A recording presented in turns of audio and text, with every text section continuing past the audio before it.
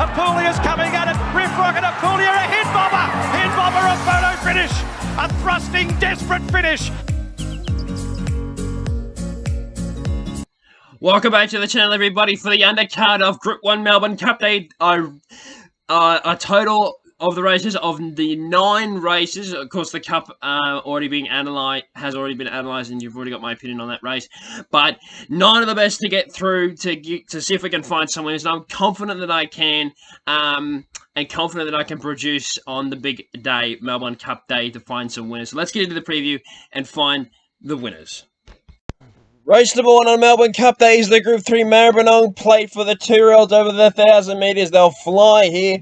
Blue Stratum I've got on top. He was a very good chance the other day at the Valley on Cox Plate Day. Couldn't get a run in the English banner, but got a run safely in the field here. Barrier number 3, I think, is perfect. First go up the straight and first time on debut. He's going to have the rail to guide him.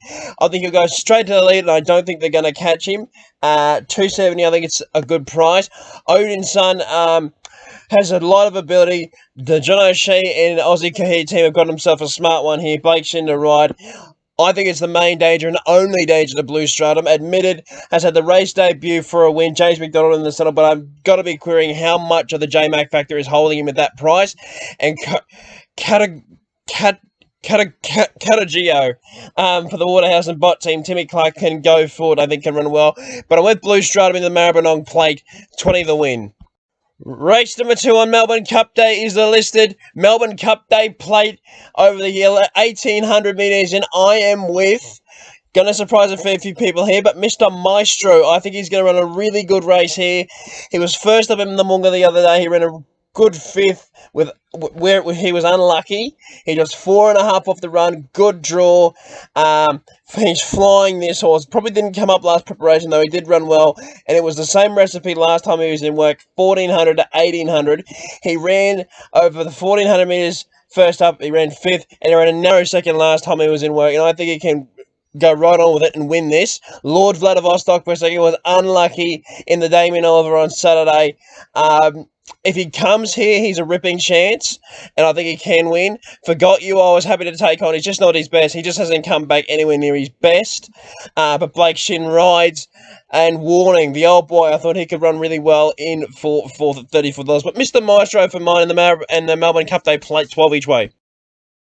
Race number 3 at Flemington is the listed Batman Stakes over the 1,800 metres, and I'm with Queen of Dragons here. Now, on paper, she's only going average, but go and have a look at her last 2 runs.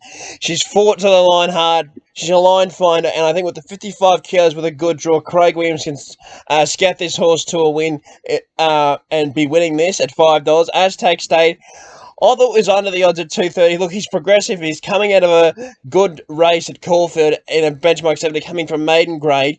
But I don't think he can win this, and I think he's under the odds.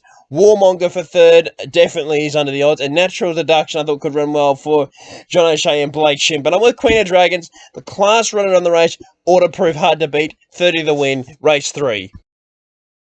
Flemington race number 4 is the Swift Efforts Plate over the 1,000 metres, and if Barber doesn't win this, I don't know what they're going to do. He's a good thing. Best bet of the day on the undercard. Well, one of the best bets on the undercard, but I seriously think he is a good thing. James Cummings has 2 horses in the race, and J-Mac decided to ride Barber. That's a good enough push for me. 3rd up, brings it to Melbourne. Good draw. Peels to the outside at the 300 and just goes bang, straight past them. Wins by 3 lengths. I just can't see how they're going to beat it. Rebeline for second is 2 from 2 in running second.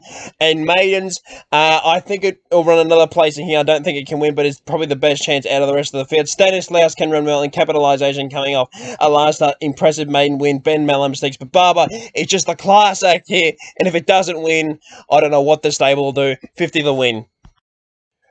Race number 5 is the Maccas Run over 2,800 metres, and I'm with Mr. Waterville. You don't have to be a champion to win this, but I think that this horse can win this, and I'm pretty confident on his chances. The only thing that's putting me off saying that he's a good thing is the draw.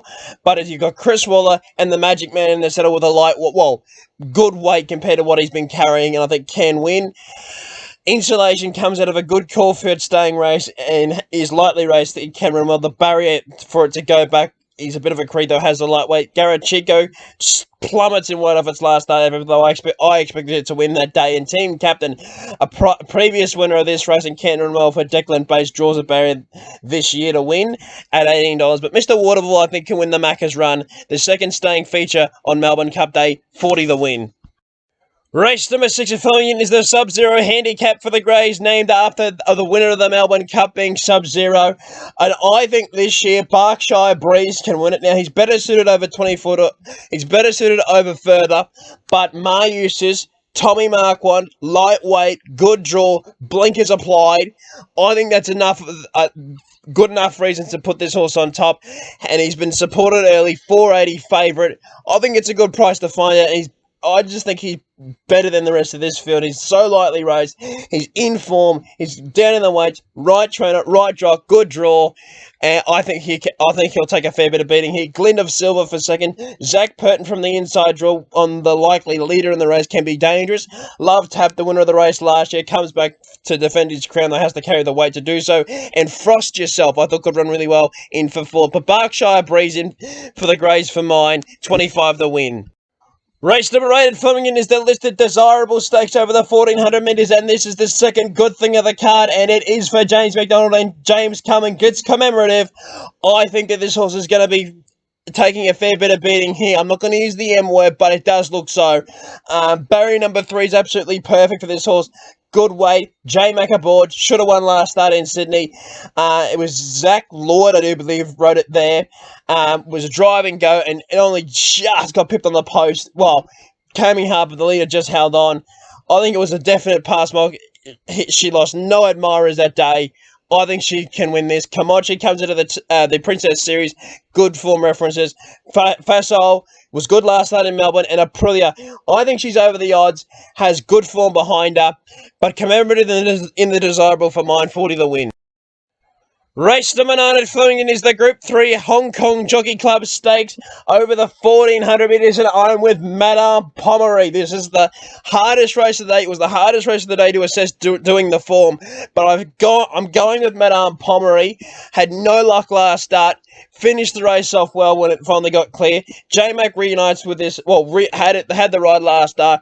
Has a good draw in drawing wide. I don't think it'll be strung up in traffic from out there. Peels out and can come powering over the top of them. And I'm pretty confident in Madame Pommery here. Cool Eye for second is the clear and only danger to Madame Pommery. Kazoo, I think, can lead for most of the way. That won't be in front at the post. And Revolutionary Miss comes out of the Tristark as well. But I'm with Madame Pommery in the Group 3 HK Jockey Club Stake. 35 the win. Race number 10 at Flemington is a benchmark 90 handicap over the 1400 metres, and I think that this horse is way over the odds. Rise to the Masses at $8. This should be clear favourite and under $5. Gay Waterhouse and Adrian Bott trained Zach Purton a ride from the bad draw of 16, though can put it on speed. I think the Wizard will do it. Take it right to the front. Zach Purton riding. You can't get anyone better than this little bar, J-Mac. And I think that Zach Purton can win the last of Flemington. Chilton Lane for second has been running really well since it's come to Australia. It's hard to find a chicken in its armour. Dubai Poet had no luck at its last start and won second up, and I think can bounce back here and run really well. Bermudez is over the odds for Damien Oliver. He's first up with Ollie riding over the 1400 metres. I think can run really well. But Rise of the Masses for mine. Race 10 at Flemington, 25 the win. Thank you everyone for watching my preview for the undercard of Group 1 Melbourne Cup Day. If you want to see who I'm with in the Cup, go and watch my runner preview, as I'm sure a lot of people already have. And I'll see you for the preview for Oaks Day. Thank you again for watching.